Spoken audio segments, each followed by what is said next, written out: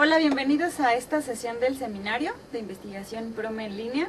En esta ocasión tengo el gusto personal y académico de recibir a Daniela Soto, que viene a compartir con nosotros su presentación titulada El discurso matemático escolar y la exclusión, una visión socioepistemológica. Yo tuve la oportunidad de ser sinodal en su examen de maestría, en donde empezó a trabajar con estas ideas, nociones, perspectivas de la exclusión. Para mí un tema novedoso en nuestro grupo de investigación, y esa es una de las razones por las que Gabriela Buendía y yo, quienes coordinamos esta sesión, la hemos invitado a que reflexione con nosotros, nos cuente el porqué de una investigación como esta, qué ha encontrado y hacia dónde va. Muchas gracias por estar con nosotros, Dani. Gracias a ustedes por invitar. La idea es, pues sí, que nos hagas una exposición de tu trabajo, pero en este momento quisiera yo más que fuera una reflexión sobre nuestro quehacer académico y de investigación y el porqué de estos, digamos, como de estas problemáticas. Entiendo, porque creo que la primera vez que platicamos te lo dije, o sea, me sorprendió y me extrañó, digamos, como el tema, y creo yo que es porque hablar de exclusión desde hace un tiempo acá, pues es una problemática que se está abordando desde diferentes espacios, con miradas muy diferentes a las que nosotros habíamos abordado problemas de educación, pero que sin lugar a duda están teniendo un impacto en los programas de desarrollo social, por ejemplo, ¿no?, de los países. Podríamos decir ahorita países como el nuestro, el mexicano, pero entiendo, y por las experiencias que nos has compartido, que en Latinoamérica estamos viviendo este mismo proceso de mirar hacia allá. Desde tu experiencia, ¿por qué hablar de exclusión? ¿Cómo te acercas por primera vez a trabajar asuntos de la exclusión, considerando esta perspectiva general de la exclusión social? ¿Cómo va reduciéndose hacia exclusión educativa? ¿Y en dónde te posicionas tú? ¿En la educativa, en la social? ¿Cómo empezamos a hacer este pequeño forma de acotar? ¿Cómo vamos entendiendo desde la exclusión tu problema de estudio? ¿Cómo llegas a eso? Sí, mira, es cierto, o sea, la exclusión ya, digamos, es un tema que está ahí en boga, que las políticas educativas están hablando de eso, y no solo a nivel educativo, sino que a nivel social. Podríamos decirse que es un concepto que se trabaja primeramente como exclusión social, donde se va a hablar, digamos, de las personas que no tienen trabajo, de la pobreza, de ese tipo de problemáticas. Ahora, la exclusión educativa nace por supuesto, como un pie de la educación, un fundamento también que da pie a la exclusión social. Digamos, la educación es una de los factores primordiales para esta exclusión social que existe. Pero dentro de la misma exclusión educativa se van a caracterizar otro tipo de exclusiones. Por ejemplo, se va a hablar de la selección como un tipo de exclusión. Claro, más explícito, en el sentido de que ahí va a ser muy explícito quién está excluido y a partir de qué se excluye, o sea, el mecanismo. Por ejemplo, puede ser una prueba, una forma de seleccionar. Nuestro trabajo principalmente consiste en una forma de exclusión, lo llamamos más sutil, en el sentido de que es más invisible, digamos, no se materializa tanto en algo como un instrumento. Entonces, desde ahí podemos ir acotando, o sea, tenemos la exclusión social, están estas perspectivas de la exclusión educativa, pero vamos a mirar más a fondo lo que es la exclusión, digamos, dentro de la enseñanza y el aprendizaje de las matemáticas. Ahora, ¿a qué nos vamos a referir con esa exclusión? A una imposición de significados que existen dentro de la enseñanza y el aprendizaje de las matemáticas. Porque, por ejemplo, si hablamos de exclusión, o sea, solo el término exclusión, y entonces nos ubicamos en una problemática que estamos mirando como sociedad. Y yo creo que, solo dicho así, se entiende como excluir en términos de sacar. Y yo, ahora que pues te he leído y que he empezado un poco a leer un poco más alrededor del tema, se empieza a mirar como, bueno, que exclusión en efecto es una forma de dejarte fuera de. Pero visto como opuesto o lo contrario a la inclusión y las características que se están dando de esta inclusión, entonces ya empezamos a ver como estas sutilezas. Si la inclusión es entendida como acceso, permanencia, calidad, esta forma de dotar al sujeto o al individuo de ciertos elementos, entonces ya no estamos hablando solo de que te quedaste fuera, sino que puedes estar adentro, pero sufrir este proceso de exclusión constantemente como miembro de una sociedad. Creo yo que en ese sentido pues ya se empiezan a hacer como estas acotaciones para mirar esos elementos en particular, la permanencia y la calidad. El ambiente en el que estamos ahora, los tiempos que estamos viviendo ahora, el asunto de la calidad educativa, por ejemplo, pues está siendo vista, medida, analizada y atacada desde diferentes perspectivas. La evaluación al alumno, la evaluación al profesor, y digamos que esos elementos ya empiezan a matizar de formas muy distintas la exclusión, y ya no solo como te quedaste fuera, en términos de te quedaste fuera de la escuela, que sería como lo más visible, ¿no? El dejaste de estudiar. Cuando uno piensa en por qué dejaste de estudiar, por qué no permaneciste, o por qué terminaste la escuela pero no tienes trabajo, empiezas a fijarte en otros aspectos. ¿Qué aspectos fueron para ti los que reconociste como el camino para mirar eso que es invisible, digamos, que a lo mejor no es tan tangible, pero que está generando exclusión? Sí, como tú dices, o sea, existe una forma de ver la exclusión, que es esto de, digamos, de no pertenecer a cierto grupo, o que todo lo que las condiciones no sean como para que tú pertenezcas o accedas a cierto derecho civil. Por ejemplo, la educación, o sea, en particular la educación, ¿cierto? Cómo los gobiernos formulan programas, estrategias para que la gente acceda a la educación. Esa es una forma de mirar, digamos, que podríamos estar excluidos cuando no tienes acceso. Pero otra forma es ver cuando sí tienes acceso, estás ahí pero no estás considerado. O sea, de alguna manera no eres parte de eso. Ahí es donde empieza, digamos, a nacer un poco nuestra investigación. Nosotros nos planteamos en un primer momento la idea de la deserción escolar. O sea, ¿qué estaba pasando con las personas que desertaban del sistema escolar? Eso fue en un primer trabajo que yo realicé en un seminario, donde me planteé, digamos, esta problemática. Y claro, uno ve distintos enfoques que van a estar mirando este fenómeno de deserción. Por ejemplo, se habla de la pobreza, porque el chico deserta de la pobreza por problema económico. Se habla, digamos, de los problemas cognitivos, de la falta de las capacidades, o capacidades diferentes. Entonces, ¿por qué también se deserta por eso? Se habla también de la diversidad cultural, y todo esto va a estar asociado o atendido a través del fracaso escolar, como fracasa el estudiante o el profesor en sus métodos de enseñanza. Entonces ahí había una problemática que a mí me llama mucho la atención, en el sentido de que está sucediendo con la matemática, cómo la matemática es un factor para esa deserción escolar, para ese fracaso escolar. Ese es un primer interés. Un segundo interés, por supuesto, es lo que nosotros desarrollamos como perspectiva teórica, que es la socioepistemología, donde nosotros reconocemos un discurso matemático escolar, que tiene ciertas características. Por ejemplo, es hegemónico, tiene un carácter utilitario, el conocimiento se muestra como acabado, como si eso hubiese sido siempre así, terminado. Hay falta de marcos de referencia, por ejemplo, también. O sea, es decir, nos olvidamos que la matemática responde a otras prácticas de referencia, nos olvidamos que vive en otras disciplinas, pareciera que la matemática es pura, digamos.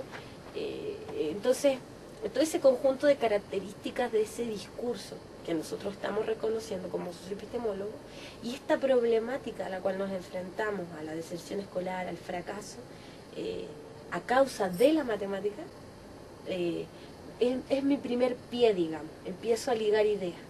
con este discurso. Fíjate que ahorita que hablaste un poco de esta mirada desde la exclusión, por ejemplo, este elemento de los grupos, por ejemplo, las minorías, los grupos indígenas, se dice, por ejemplo, que una forma, o se genera esta autoexclusión porque los grupos indígenas no pueden comunicarse con ese grupo al que se les está incluyendo. No tienen el mismo lenguaje. Y yo pienso un poco en términos de la clase de matemáticas o con mi experiencia dando clases de matemáticas, y ahí también tenemos una forma como elitista de comunicarnos. Hay un lenguaje que si el estudiante no utiliza ese lenguaje con el cual yo lo voy a calificar, entonces no es, digamos, no lo incorporo a esa actividad matemática que desarrollo en la clase. Es decir, si no habla con la propiedad de la matemática escolar, es como si estuviera hablándome quizá en otra lengua, que yo no le voy a validar como profesor de matemáticas. Entonces, sin embargo, esto en la clase de matemáticas socialmente se está aceptando. Por ejemplo, ahorita que hablábamos, que mencionabas discapacidad y después hablaste de capacidades especiales. Como sociedad estamos transformando esta idea de la discapacidad hacia capacidades especiales. Sin embargo, nos mantenemos diciendo si tú eres bueno para mate o no eres bueno para mate. Es decir, aunque estamos considerando que si alguien no puede hacer lo mismo que yo hago, no es que esté discapacitado, es que tiene una capacidad especial. Sin embargo, cuando nos vamos hacia las sutilezas de la clase de matemáticas, ahí sí, y la sociedad lo acepta. Es que no soy bueno, es que no eres bueno, es que es muy malo. O sea, esa parte todavía la aceptamos como sociedad. Cuando, en términos de un poco como la problemática social de la exclusión, sí estamos haciendo un cambio. Pero en la clase de matemáticas no. O sea, ahí sí podemos como dividir entre los que son buenos y los que son malos. Como que no nos hemos dado la tarea de entender esos que hemos catalogado de malos, qué matemática genera, cuáles son sus ideas matemáticas, cómo están construyendo su conocimiento. ¿Por qué? Porque tenemos como este elemento que nos dice lo que está bien y lo que está mal. Quién tiene la competencia, quién no tiene la competencia, quién aprendió, quién no aprendió.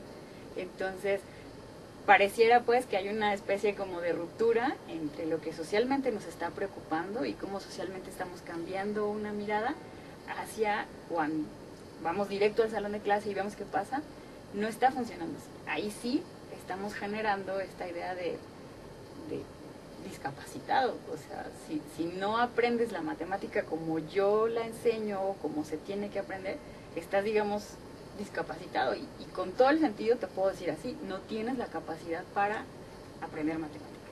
Entonces, sí podríamos pensar, o sea, sí, digamos, yo lo encuentro ahora, ¿no? O sea, lo estoy como viendo un poco del lenguaje que estás utilizando, cómo socialmente sí nos estamos preocupando, pero cuando vamos hacia una práctica particular de la escuela, esa idea se rompe. O sea, no es que tengas una capacidad especial, es que no puedes con matemáticas. O sea, ahí sí, la escuela sí nos da chance de hacer eso, ¿no? Aunque por fuera estamos manejando un discurso de inclusión hacia el indígena, hacia las mujeres, hacia los pobres. En clase de matemáticas, ¿puedes o no puedes? Desde la matemática educativa ya no podemos ver así, ¿cierto? O sea, yo creo que ahí has traducido de alguna manera lo que yo he querido decir con este trabajo en el sentido de la exclusión.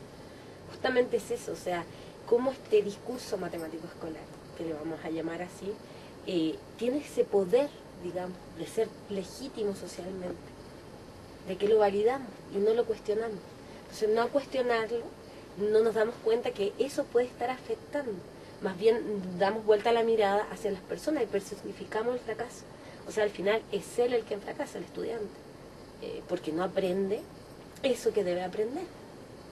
O el profesor, porque no enseña eso que debe enseñar, no lo enseña bien, no tiene buenos mecanismos, etcétera. Entonces, las miradas se han ido hacia allá.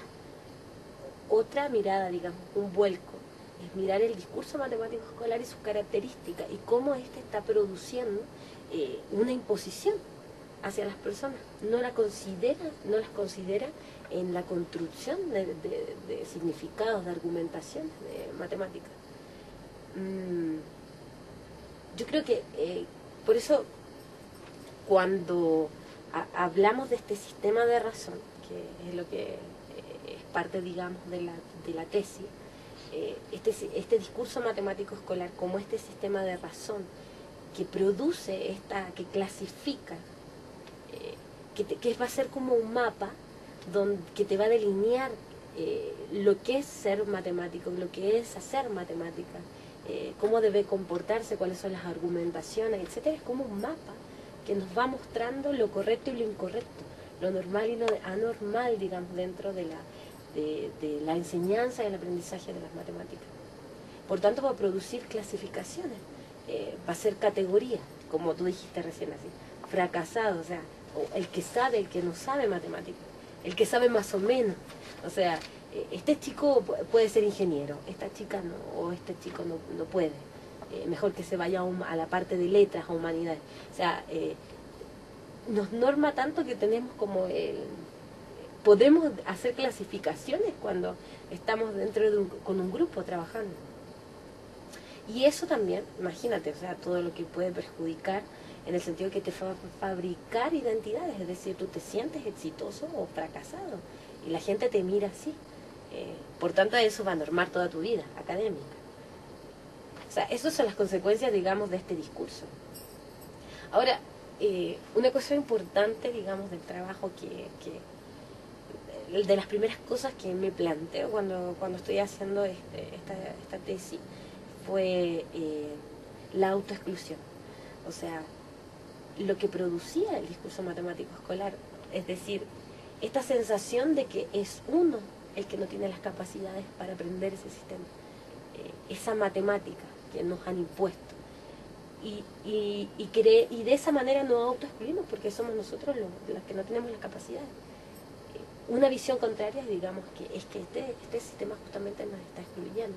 Entonces, por ahí, digamos, nace un poco la tesis. Porque en ese sentido, o sea, digamos, la implicación que tendría hacer un estudio como el que tú estás haciendo, digo, estoy pensando un poco en pues estos ambientes que vivimos de evaluación, cuando salen los resultados de la prueba enlace, la prueba PISA, regularmente se tiende a hablar de quién tiene la culpa. Ya pasamos de culpar solo al profesor y al estudiante a culpar a los sistemas, ¿no? Las instituciones, y no dan infraestructura, y no dan los recursos, y no hay programas de formación. Es decir, ya empieza a ver como ya no nada más la culpa lo tienen los dos pobres actores a los que siempre le estamos observando, y a lo mejor tiene que ver con estas miradas de la exclusión social, la exclusión educativa, que están atendiendo a ciertas condiciones, que son las económicas, las sociales, las culturales, las de género, y entonces dan una explicación en términos de ese sujeto y dónde está ese sujeto y qué le das a ese sujeto, o sea, como la respuesta que da todo el entorno social y educativo hacia que esos sujetos logren o no logren.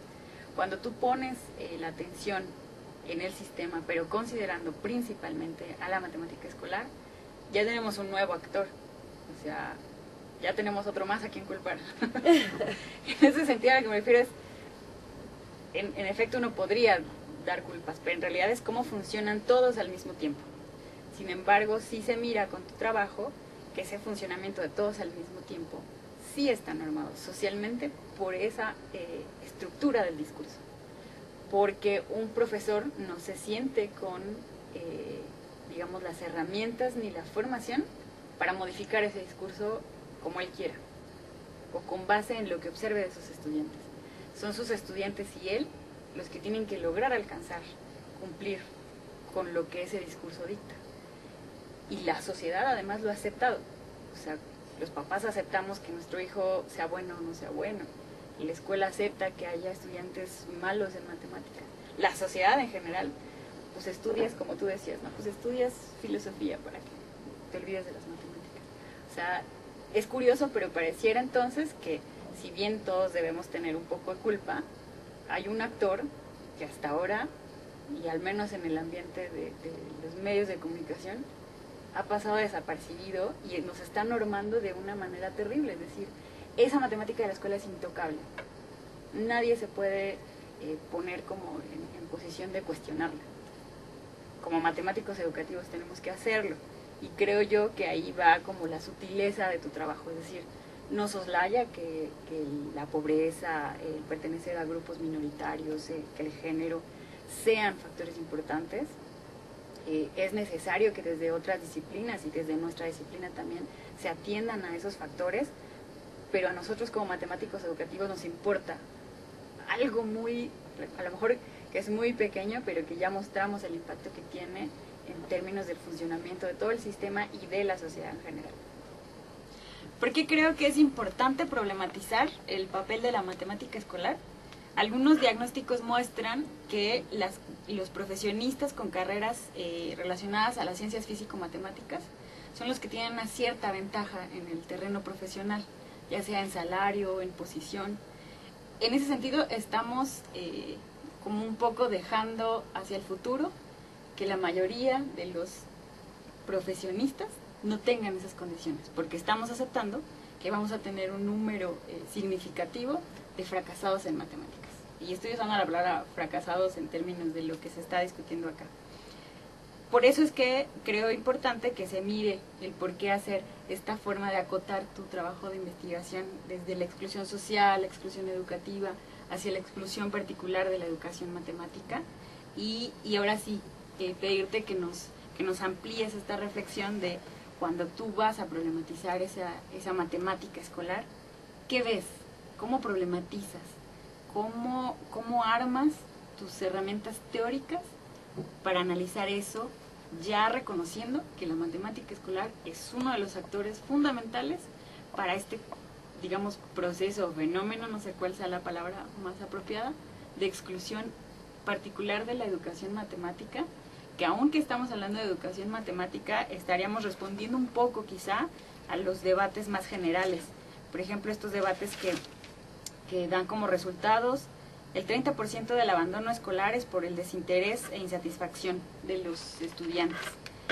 Y dicen los expertos que en realidad esto está escondiendo la falta de pertinencia de la oferta educativa a las necesidades del estudiante, porque tiene una incomprensión de lo que se hace en la escuela.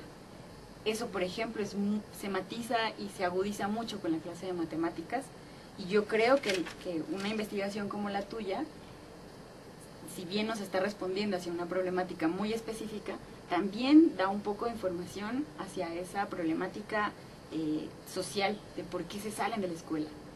Cuando un estudiante se pregunta ¿para qué estoy aprendiendo eso? Si lo matizamos en la clase de matemática, pues vamos a darnos cuenta que esa es una pregunta que nos han hecho durante muchos años los estudiantes de muchos niveles, y yo creo que muchos países, tú me podrás decir si no. Es decir, muchas de las cosas que se dicen en este panorama general de la exclusión social, de la exclusión educativa, cuando las pensamos en matemáticas nos damos cuenta que han estado ahí como todo el tiempo, y que si podemos responder un poco, pues no solo estamos aportando hacia la exclusión en la clase de matemáticas, sino hacia esa exclusión más en general. Pero ¿cómo haces ese acercamiento? ¿Cómo haces tu análisis? ¿Cómo articulaste lo que se está planteando en el terreno de la exclusión con lo que tú, en la formación que tuviste como matemática educativa, encuentras para poder explicar esta pieza chiquita quizá, pero que resulta fundamental para hablar de exclusión educativa? Bien. Bueno, como lo habíamos dicho antes, la exclusión de alguna manera es un constructo teórico que abarca muchas disciplinas, o sea, muchas disciplinas están, digamos, tratando de dar explicación hacia ella. La exclusión social, por ejemplo, en particular, como habíamos dicho anteriormente, se ha caracterizado en términos de dar explicación a la pobreza, digamos, a estos problemas de la falta de trabajo. Y claro, ahí van a dar explicaciones las disciplinas que corresponden, los sociólogos, los economistas, etcétera. En educación ya más en particular, los pedagogos van a tratar de dar explicaciones hacia qué está sucediendo ahí, pero no solamente los pedagogos, también van a haber otras disciplinas que van a estar hablando, digamos, de la exclusión educativa. Por ejemplo, en términos, como decía anteriormente, de la selección, y no solo de estas pruebas también, como producen las pruebas que mencionabas, o sea, un tipo de exclusión. cómo está considerado el género, la raza, todo ese tipo de problemáticas se van abordando, digamos, cuando se habla de exclusión educativa. Cómo están representados, digamos, los grupos indígenas en la educación. Es muy amplio, o sea, con esto quiero decir que hablar de exclusión es muy, muy amplio. Y nosotros, de alguna manera, quisimos, al adentrarnos en este tema de la exclusión, íbamos a hablar de la matemática en particular, cómo producía, en la enseñanza de la matemática se producía este fenómeno. Ahora, también hay, dentro de nuestra disciplina, hay explicaciones acerca de la exclusión. Por ejemplo, leía a algunos autores brasileños que van a trabajar sobre la exclusión de las personas que tienen origen indígena. O sea, ya ahí estamos concatenando, digamos, conjuntando otros, o sea, la problemática de la diversidad cultural y la problemática de la educación en las matemáticas. Otros autores, por ejemplo, van a hablar sobre la importancia que tiene saber matemática para hoy en día, o sea, para conseguir un trabajo, para acceder a la universidad, para tener un rol, digamos, dentro de esta sociedad. La importancia de la matemática era como lo que estaba diciendo recién. O sea, ahí también entonces, el no saber matemática te produce, estás en un proceso de exclusión, o sea, eres un excluido al final de la sociedad por no saber matemática. Esa puede ser otra perspectiva de análisis de la exclusión. Ahora, muy en particular, nosotros queríamos dar explicación a cómo, y esto nace por nuestra misma perspectiva teórica, o sea, ¿por qué hay un fracaso, una deserción escolar a partir de, digamos, del no aprendizaje o porque les va mal en matemáticas? Y nuestra perspectiva teórica va a asumir un discurso matemático escolar que tiene ciertas características, como lo había dicho yo antes. Por tanto, ahí está el asunto, o sea, este discurso matemático escolar con una serie de características y lo que está produciendo, que es este fracaso. Ahí está el asunto, la problemática fundamental que nosotros quisimos atender. Entonces, al mirar ese discurso matemático escolar, nos dimos cuenta, y al observar, por supuesto, a través de las investigaciones que se han hecho, que este discurso impone significados y argumentaciones y procedimientos. Eso, en un lenguaje, digamos, de la sociología, de una teoría de la sociología, se le llama violencia simbólica, porque no es una violencia física, digamos, sino más bien una violencia como escondida, una violencia que se hace a partir del sistema simbólico, de estos sistemas simbólicos como el arte, la ciencia, digamos el conocimiento que a ti te está mostrando una forma de hacer y de actuar. En eso lo llevamos nosotros a la matemática, o sea, este conocimiento matemático escolar que vive ahí y que te está mostrando una forma de ser matemática y que te está diciendo cómo tú tienes que actuar frente a ese conocimiento, cómo tienes que aprenderlo, cuáles son las argumentaciones válidas, cuáles son los significados válidos y que de alguna manera no te está permitiendo construir. Ahí está el asunto. Este discurso matemático escolar no te permite construir conocimiento matemático. De alguna manera te está imponiendo significados, procedimientos y argumentaciones, lo que se traduce en un tipo de exclusión muy sutil, porque no lo vamos a estar viendo como en el sentido de que no es que el alumno no tenga el acceso a la clase de matemáticas, sino más bien está ahí, pero no es considerado para su construcción. Entonces, claro, cuando empiezas a pensar en este tipo de exclusión, esta violencia simbólica, por supuesto va a aparecer el rol del profesor, o sea, el profesor va a aparecer como un personaje importantísimo en esa exclusión. Y podría entenderse que es el profesor el que produce esa violencia simbólica. O sea, es el profesor el que está imponiendo estos significados y estos procedimientos. Pero no, nosotros creemos que el profesor también es víctima de una víctima inconsciente de este proceso de exclusión, digamos. Porque este discurso es válido para él y para el estudiante, o sea, es válido en el sistema educativo. Entonces, nos dedicamos a hablar de este discurso, a entenderlo, cómo funciona, para producir esa violencia simbólica. Y bueno, a través de la literatura tú te vas informando, entonces encuentras la idea de sistema de razón. Y como yo lo explicaba antes en una pregunta anterior, un sistema de razón es como un mapa. Este discurso va a ser un mapa que nos va a delinear qué es la matemática, cómo se debe enseñar, cómo se debe aprender, nos va a clasificar a quiénes somos los exitosos y fracasados y por supuesto va a producir identidades diferentes.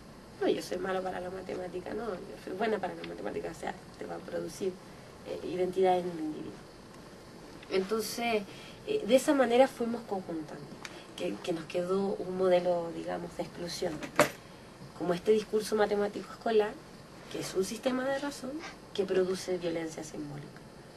Este sistema de razón, que lo podemos observar a través de un mapa, que nosotros caracterizamos en la tesis, que habla de 5 componentes, un mapa que nos está diciendo que este discurso matemático escolar tiene un carácter hegemónico, que este discurso matemático escolar se centra en los objetos, digamos, está atomizado, lo llamamos así, tiene un carácter utilitario y no funcional del conocimiento, le hacen falta, tiene una carencia de marcos de referencia y por último que se está mostrando este discurso matemático escolar como que el conocimiento fuera acabado y lineal,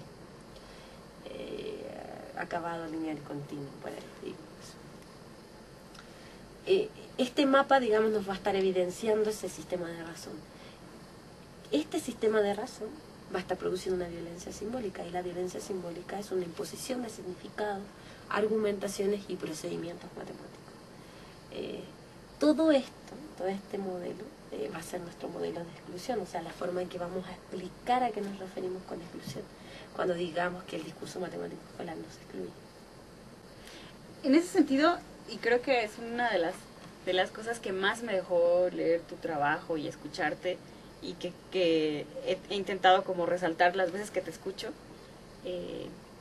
y es que todos fuimos excluidos de construir conocimiento matemático, incluso aquellos que culminamos una carrera en matemáticas y aún terminándola, digamos, como satisfactoriamente, en tanto no sabemos reconstruir muchas de esas cosas que aprendimos en la escuela utilizando otros argumentos, otros significados.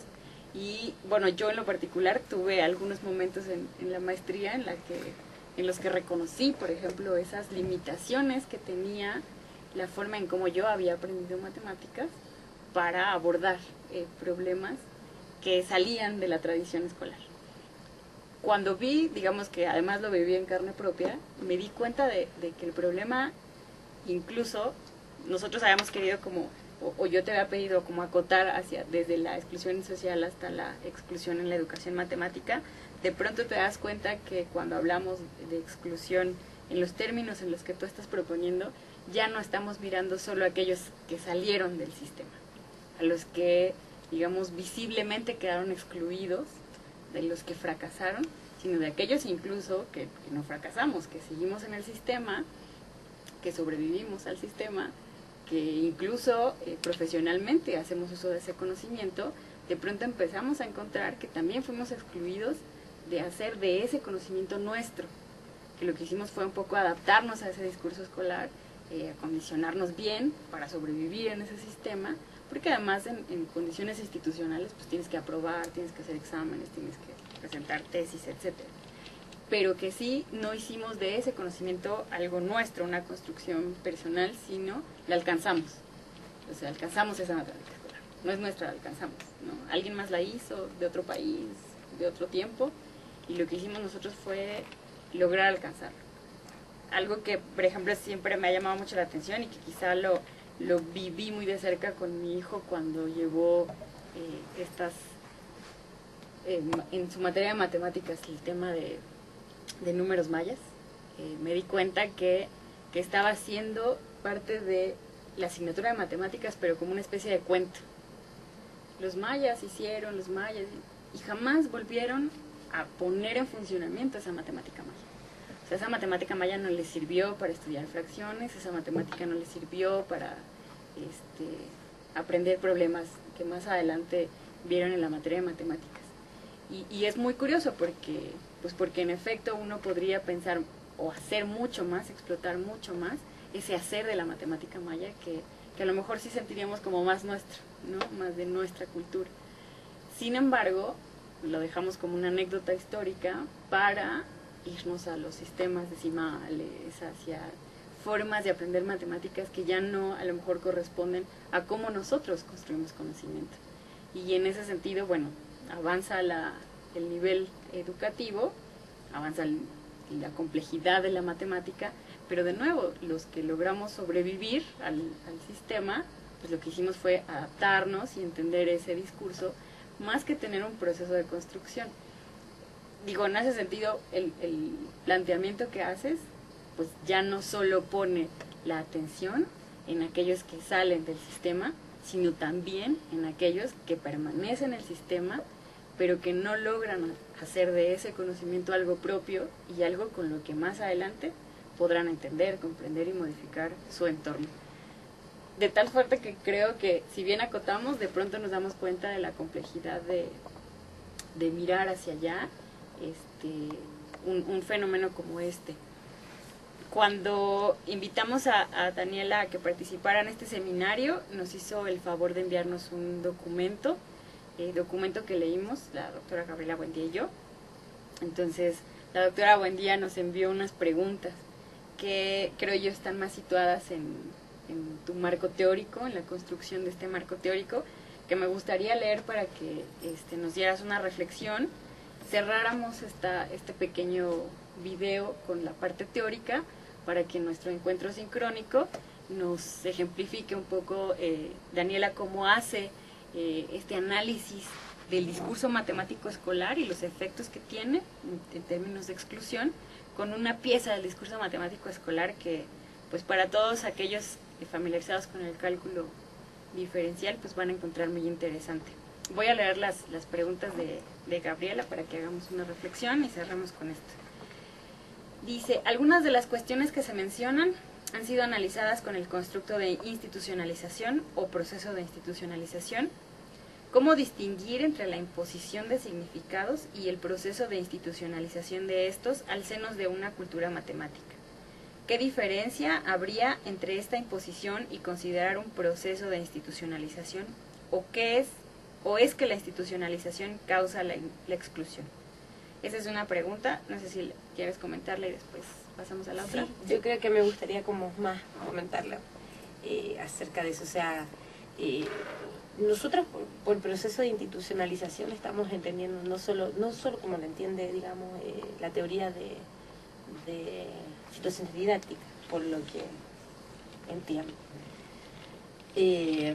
No como cerrar una clase, sino más bien, porque de alguna manera el proceso de institucionalización o la fase de institucionalización es como esto: problematizar, descubrir, trabajar, accionar, validar y pronto ya se institucionaliza el conocimiento. Otra idea es cómo se institucionaliza el conocimiento en una comunidad. O sea, ahí es donde me gustaría entender mejor la pregunta, digamos, de Gabriela, en el sentido de que está entendiendo por proceso de institucionalización.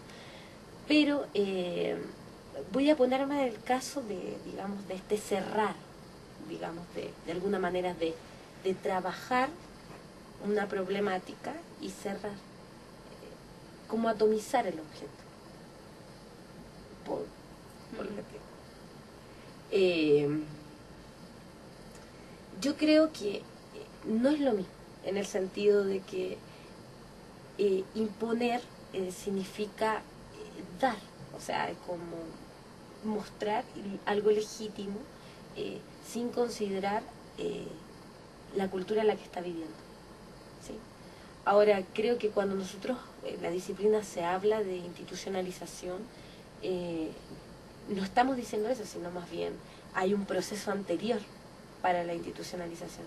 Hay un proceso anterior donde van a jugar aspectos de la cultura, de la sociedad, del grupo con el que estemos trabajando, para luego institucionalizarse. Entonces no lo creo igual, no creo que la institucionalización sea parte de esa imposición de significado. Ahora, la matemática, por ejemplo, se ha institucionalizado.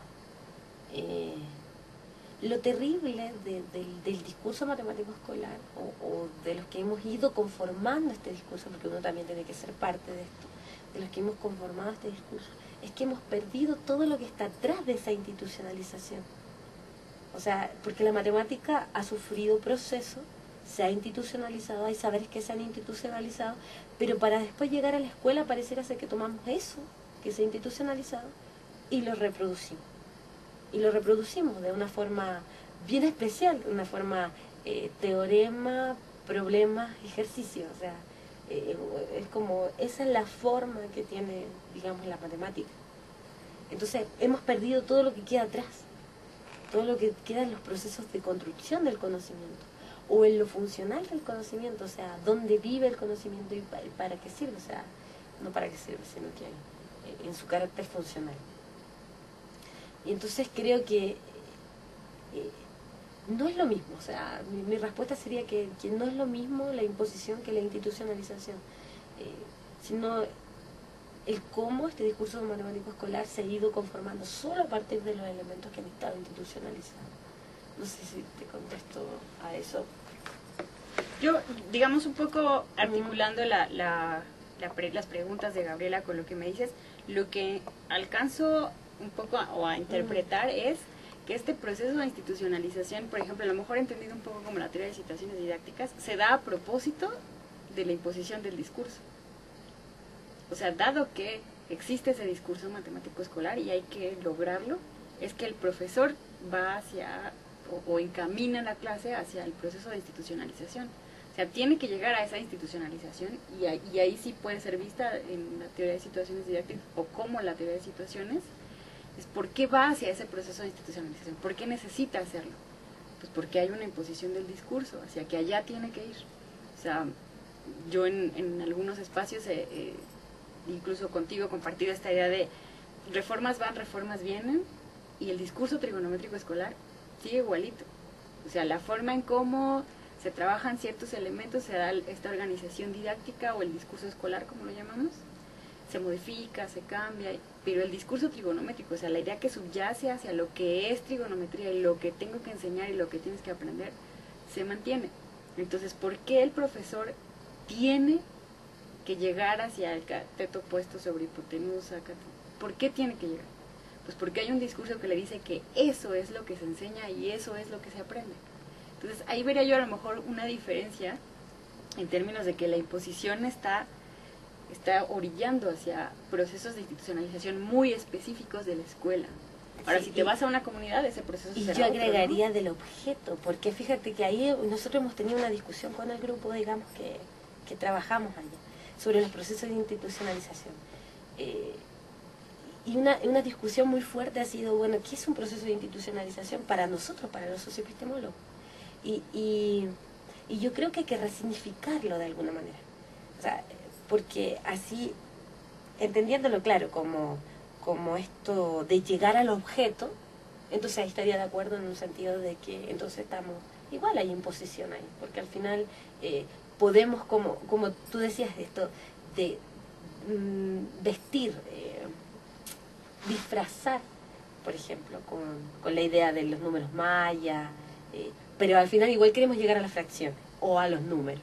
O sea, podemos disfrazar todo o podemos poner un escenario, pero al final queremos institucionalizar hacia el objeto. Entonces ahí sí estoy de acuerdo con la idea de que va hacia la imposición igual, o sea, estamos imponiendo igual. Pero cuando resignificamos la idea de institucionalización, por ejemplo, en el sentido de que no va a ir hacia la institucionalización de un objeto, sino más bien, por ejemplo, la idea de una práctica, podríamos resignificar la idea de institucionalización. Entonces, por eso que te digo que no lo veo como institucionalización igual a imposición. ¿Por qué? Porque me remito mucho, por ejemplo, a la idea del trabajo de Olga Kobieta. Sí, aunque a lo mejor ahí la problemática es que cuando ya te sales del salón de clase, evidentemente el proceso o cómo caracterizas esos procesos de institucionalización pues cambian por completo. Claro. Y yo creo que por ejemplo eso no le preocupó a la teoría de situaciones, no porque no le pareciera importante, sino porque estaba focalizado en algo en particular. Entonces, bueno, evidentemente te sales de ese escenario, pues tienen que cambiar las condiciones. Pero más bien mi idea era hacia como que el proceso de institucionalización, el típicamente escolar, es una vía para que ese discurso logre su imposición. O sea, es como un instrumento de esa imposición, digamos, ¿no? Sí. Porque pues, es la única forma en la que logras que, como dicen los profes, completar el programa de estudios, ¿no? O sea, porque tenemos que hacerlo, no es una elección personal, ¿no? Creo que a lo mejor por ahí van como cuando estás en la escuela, cuando sales de la escuela, pero al final creo que sí podríamos ver como ese proceso de institucionalización como una especie como de vehículo que permite al discurso lograr esa imposición. Ahora, muévete a otro escenario y las formas serán otras, evidentemente, ¿no? Y sí, si a la socioepistemología nos ha interesado mirar construcción de conocimiento en otros escenarios, pues tenemos como esta labor de caracterizar nuestro proceso de institucionalización acorde a esos escenarios en los que estamos queriendo investigar, ¿no? Voy a hacer la segunda pregunta. Sí.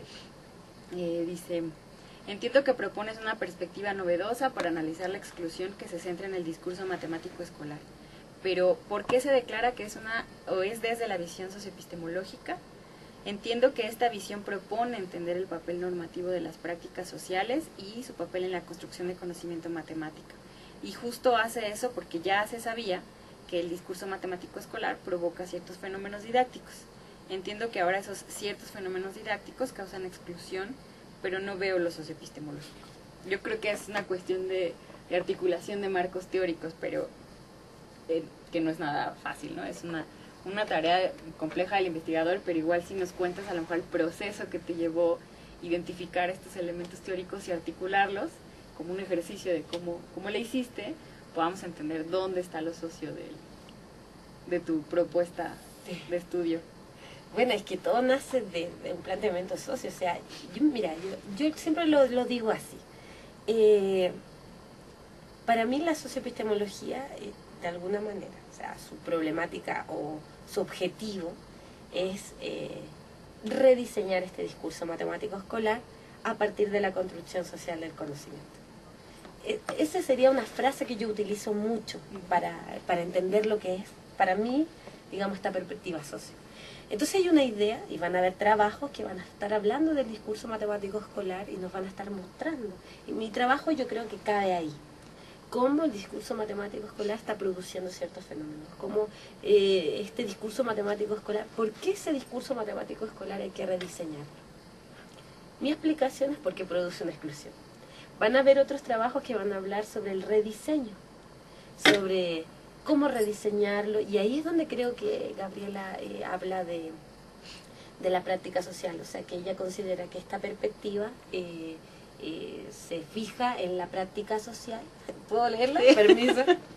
Acá dice, el papel normativo, o sea, dice, entiendo que esta visión propone entender el papel normativo de las prácticas sociales y su papel en la construcción del conocimiento matemático.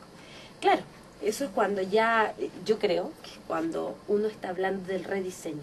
Entonces la importancia de la práctica social, porque al final, si nosotros partimos del principio de que la práctica social construye conocimiento matemático y nos damos cuenta que el discurso matemático escolar tiene ciertas características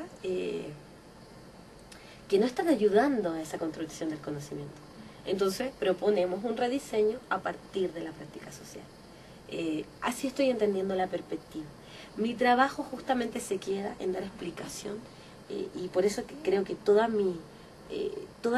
el cuestionamiento nace de la visión socioepistemológica, porque mi cuestionamiento nace, o sea, quiere dar explicación de por qué rediseñar ese discurso matemático escolar. Si no fuera socioepistemóloga, yo digo que no me hubiese fijado en esa parte. ¿Por qué me hubiese fijado, por ejemplo, en la exclusión hacia el indígena o hacia los grupos con menor acceso económico o cómo la matemática, por ejemplo, las pruebas de selección de la matemática, o por qué el estudiante no aprende matemática cognitivamente? O sea, yo creo que ahí está el punto clave de por qué es socioepistemológica mi investigación. Porque yo doy cuenta a ese discurso matemático escolar. y estoy mostrando un fenómeno que produce. Y también es para dar justificar la necesidad de ese rediseño del discurso matemático escolar. Ahora, cómo uno articula todos estos marcos teóricos es complicadísimo, porque como decía desde el principio, o sea, parto de una problemática súper tangible, que es la deserción, los datos de la deserción escolar, el fracaso, cómo las diferentes perspectivas están mirando este fenómeno del fracaso escolar, y yo por otro lado me estoy cuestionando, a diferencia de esas otras perspectivas que por supuesto son un aporte digamos, a la problemática del fracaso, de la deserción, pero yo estoy mirando el saber, el propio saber, y ahí es donde me quedo como tú decías, en este triángulo. Podría haber mirado al profesor, podría haber mirado al estudiante, pero yo voy a mirar el saber. ¿Qué está sucediendo para que se produzca ese fracaso, esa deserción?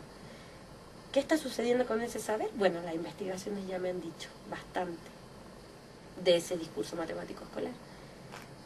Y bueno, quiero dar explicación a eso, entonces veo que existe ahí una imposición, que este discurso matemático escolar nos está imponiendo algo, que en otras palabras o en otras disciplinas le han llamado violencia simbólica.